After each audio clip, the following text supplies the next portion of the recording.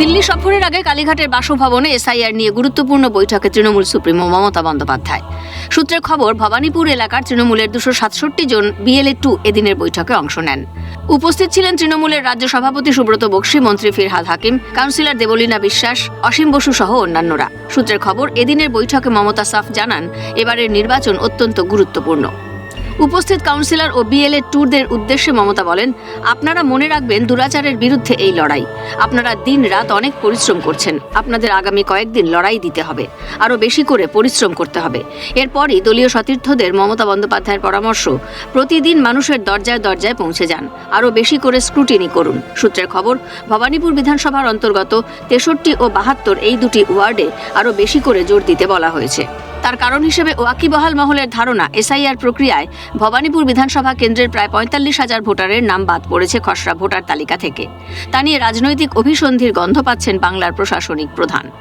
নির্বাচন কমিশনের তথ্য অনুযায়ী ভবানীপুর বিধানসভা কেন্দ্রে মোট ভোটারের সংখ্যা 2,06,295, কিন্তু ডিজিটাইজড বা ভেরিফাইড তালিকায় রয়েছে মাত্র 1,61,509 জনের নাম।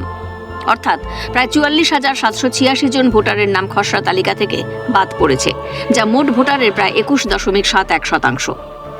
বাদ পড়া নামের একটি বড় অংশে ভোটারদের মৃত বলে উল্লেখ করেছিল নির্বাচন কমিশন। প্রসঙ্গত, কলকাতা পুরসভার 63, 70, 71, 72, 73, 74, 77 এবং 82 ওয়ার্ড নিয়ে ভবানীপুর বিধানসভা।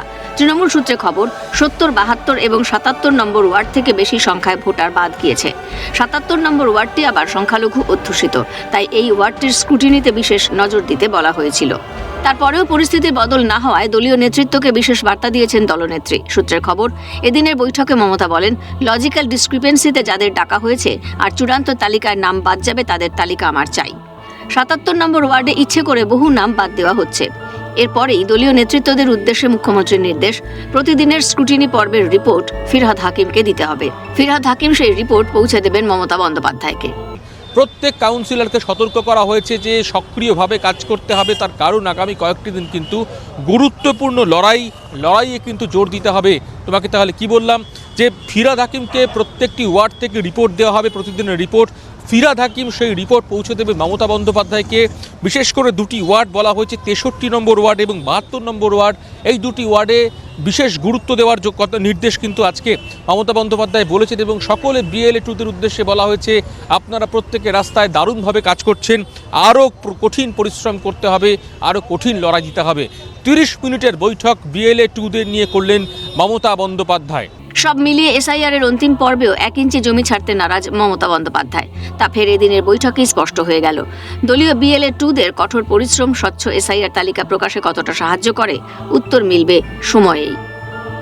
ক্যামেরায় জ্যাকি সিং এর সঙ্গে রাজা সাহার রিপোর্ট, ক্যালকাটা নিউজ।